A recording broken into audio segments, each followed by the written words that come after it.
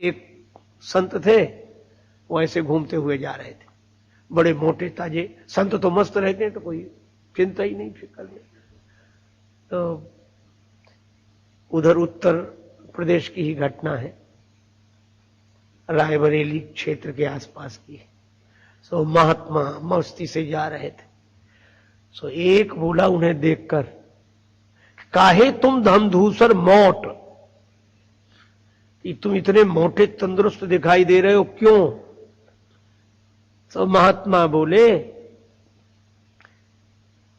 काहे तुम धमधूसर मोट? तो वो बोले कि धन की फिकर न रन की चोट, याते हम धमधूसर मोट। हमें कोई फिकर तो है नहीं और किसी की बात का बुरा लगता नहीं है, इसीलिए हम तंदुरुस्त हैं। देखो, चिंता ना हो और किसी की बात का बुरा ना लगता हो तो स्वस्थ रहेगी। मुझे एक पुस्तक में मैंने पढ़ा था, हम सबके गौरव और जगत गुरुओं के भी गुरु श्रीमद् भागवत के इस युग के सुखदेव स्वरूप श्री स्वामी अखंडानंद जी महाराज वृंदावन धाम, क्या दिव्य जीवन था उनका। और उन्हीं की कृपा आज चारों तरफ श्रीमद् भागवत की कथाओं के रूप में दिखाई देती है। वे अपने एक घटना सुनाते थे। एक बार 2-4 महात्मा घूमते हुए आ रहे थे, तो रास्ते में एक आदमी मिला, तो देखते ही बोला, सब महात्मा अपनी मस्ती के तन से खूब मोटे ताजे अपनी मस्ती से घूमते हुए पैदल पैदल चले आ रहे थे। तो एक नास्तिक आदमी था, तो व्यंग करके बोला, कौन सी चक्की का आटा खाते हो? कौन सी चक्की का पिसा हुआ आटा खाते हो?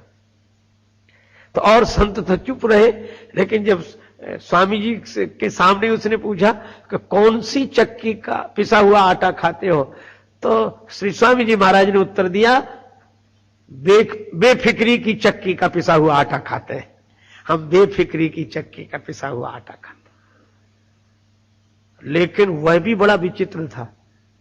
वो इतने साधुओं को देखकर बोला कि आज कहां पर धावा बोलने का विचार है? इतने लोग, किस पर धावा बोलोगे? तो स्वामी जी महाराज उसी तरह मस्ती में हंसते हुए बोले, आज तुम्हारे ही घर पर धावा है तुम्हारे यहां चलेंगे। तो बोला, तुम्हें घर मालूम? बोले, हम पूछ लेंगे, पहुंच जाएंगे। चरणों में गिर गया, बोले, महाराज पधारो, हमारे यहां चलो। स्वामी राम तीर्थ पहली बार जब विदेश गए, पानी के जहाज से उतरे तो मस्ती में खड़े, कोई पहचान का नहीं था, किसी से कोई परिचय नहीं था, लेकिन अपनी मस्ती में। एक आदमी ने देखा कि सबको कोई ना कोई लेने आया है, इनसे कोई मिलने वाला लेने वाला भी नहीं आया। तो उन्होंने कहा कि स्वामी जी आपका कोई परिचित नहीं है? स्वामी जी बोले, सभी परिचित हैं, क्यों पूछ रहे हो? बोले, कोई लेने नहीं आया आपको? तो परिचित कौन है? स्वामी जी बोले, एक तो तुम ही हो। वो बोला, हम तो आपको जानते ही नहीं है। बोले, हम तो तुम्हें जानते हैं कि तुम हमारे परिचित हो। बोले, कैसे जानते हो? बोले, इसलिए जानते हैं क्योंकि एक बड़ी सीधी सी बात है। क्या? बोले, इतने लोग आए चले गए, किसी को हमारी चिंता नहीं हुई, तुम्ही को क्यों हुई? इसका मतलब तुम ही हमारे परिचित हो, तुम्हारे यहां।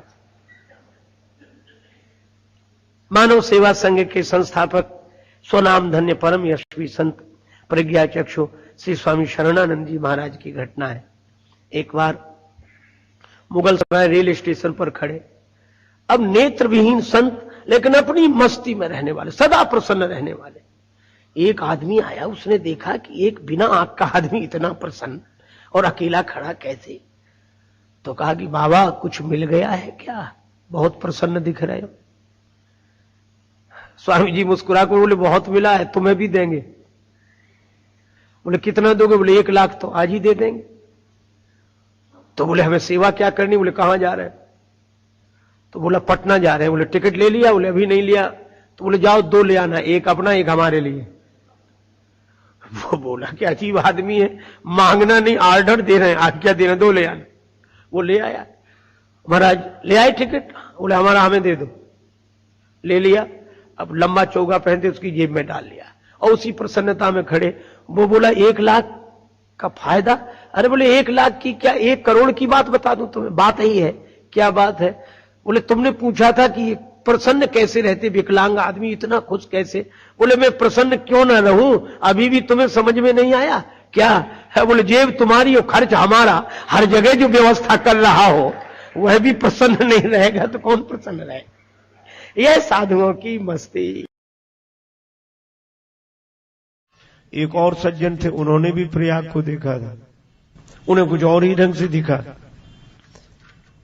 भारतवर्ष के गौरव पूज्यपाद पंडित महामना मदन मोहन मालवीय जी काशी से प्रयाग आए, सच्ची घटना है।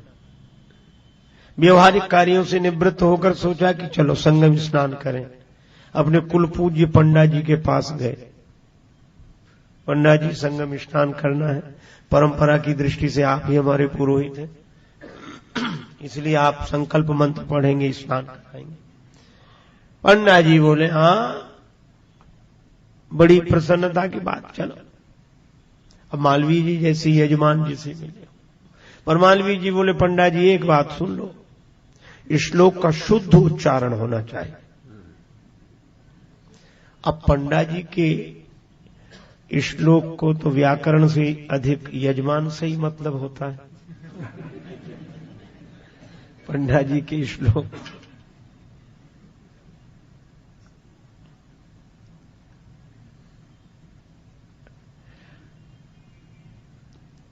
एक ऐसे श्लोक बोल रहे थे, तो यजमान ने कहा कि समझ में नहीं आया।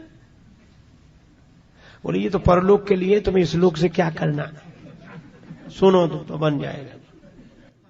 मालवीय जी ने कहा शुद्ध मंत्र का उच्चारण होना चाहिए, शुद्ध श्लोक का। पंडा ने कहा कि सब ठीक हो जाएगा, आप तो चलो। सोचा मालवीय जी भूल जाएंगे, यजमान को क्यों हाथ से जाने। नाव में बैठे, मालवीय जी ने फिर मार्ग में कहा याद है पंडा जी, शुद्ध मंत्र का उच्चारण, श्लोक शुद्ध। पंडा ने कहा बड़ी मुसीबत है ये तो, बोला हाँ ठीक ठीक चलो।